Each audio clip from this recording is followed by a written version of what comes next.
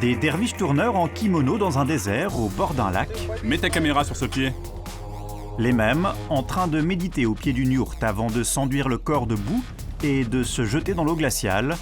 Le tout sur le regard de plusieurs caméras. Vous êtes sur le tournage de Dr Live, Allez, sortez. la première télé-réalité kirghize. Pointez votre menton vers le ciel, les yeux fermés. Vous voyez au centre se former comme un soleil? Fixez-le. Et pour une première, les producteurs ont choisi de frapper fort. Tous les candidats sont des drogués fortement dépendants. 6 Russes, un Allemand et un Américain qui, 40 jours durant, devant des centaines de milliers de téléspectateurs, vont vivre une cure de désintoxication accélérée.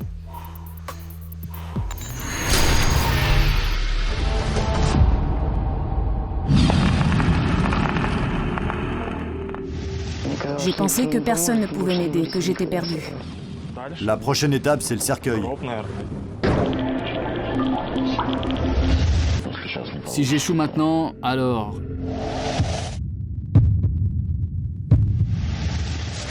Je ne promets pas de les guérir. Je leur donne une chance. Grand gourou pour les uns, sorte de chaman pour les autres. L'homme qui a inventé ce programme télé et la détox qui va avec nous reçoit en pleine séance d'aération cérébrale. On appelle cela la respiration holotropique. Pour l'homme moderne, ces techniques sont une chance unique pour rester stable dans le monde globalisé dans lequel nous vivons, où tout repose sur la dictature de l'argent et de l'information. Ce que je fais aujourd'hui, c'est un projet international. Cela ne concerne pas seulement le Kyrgyzstan, la Russie ou les États-Unis. Cela s'adresse à l'humanité tout entière. Nazaraliev voit grand et pour porter son message à l'humanité, il s'est autofinancé. 900 000 $, une équipe de 30 personnes pour mettre en scène ce qu'il estime être la meilleure méthode de désintoxication jamais imaginée. Entre drogue et méditation, il l'a élaboré lors de ses nombreux voyages autour du monde. La première fois que j'ai vu cette technique, c'était à Bogota, en Colombie. Là-bas, les toxicomanes jouaient au backgammon dans un sauna à 70 degrés. En Colombie, on avait des tas de problèmes, comme le crack. Moi-même, je me défonçais à ça en Amazonie.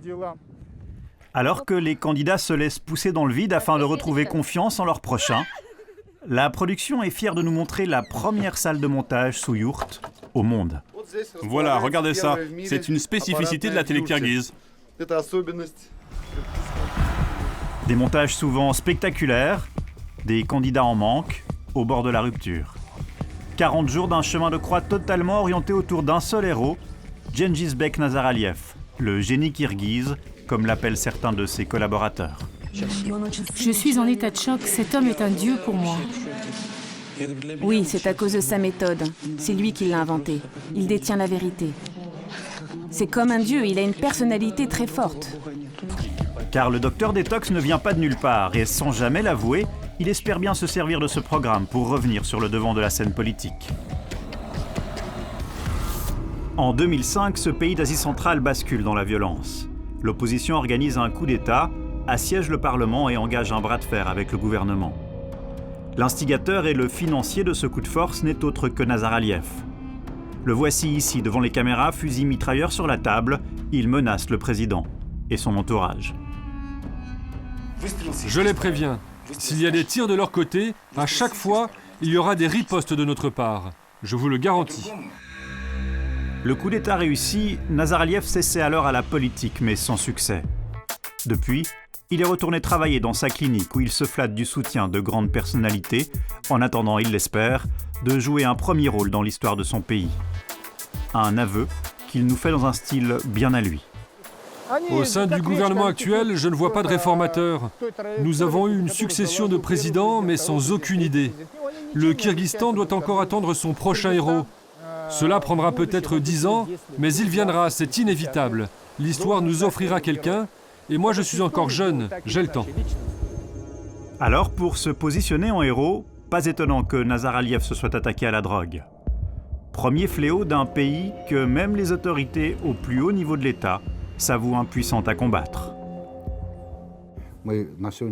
Pour vous dire la vérité, aujourd'hui nos méthodes sont archaïques. Notre situation économique est telle que nous n'avons pas de budget pour lutter contre le trafic. Il y a de plus en plus de drogués. Dans les statistiques, nous publions un chiffre, mais en réalité, c'est 10 fois supérieur. Pour se rendre compte de l'état du trafic, direction la frontière avec le Tadjikistan. Sur la route de l'opium, le Kirghizistan est une des plaques tournantes de l'héroïne en provenance d'Afghanistan. 930 km de frontière et 26 hommes seulement pour surveiller le trafic.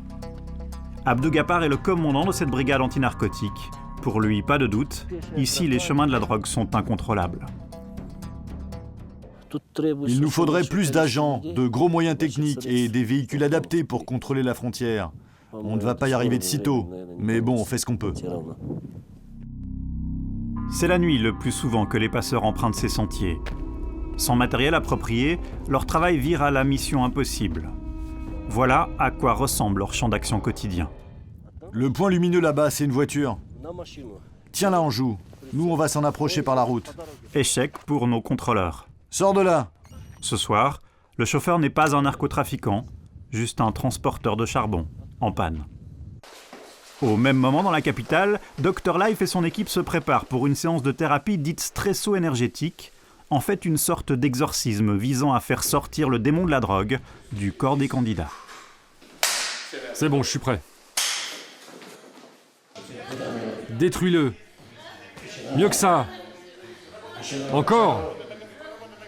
Casse-toi. Déloge cette pute. Va-t'en, déloge-le. Ce démon qui te forçait à prendre cette merde est parti. Debout. Un quart d'heure d'exorcisme, une candidate s'effondre, elle doit être évacuée sur une civière. Les autres candidats inquiets refusent de prendre part à cette séance, alors pour eux ce sera une marche de 250 km à pied dans les montagnes par la fameuse route de l'opium. Direction le mont sacré Tashtarata, point final de leur cure et de l'émission. Ils viennent déposer un ruban, symbole de leur dépendance à la drogue qu'ils abandonnent ici avant de brûler un vieux vêtement pour dire adieu à leur vie passée. Ce geste accompli, les patients du docteur sont considérés comme guéris. Je suis devenu quelqu'un d'autre. J'ai maintenant envie de vivre, de bouger.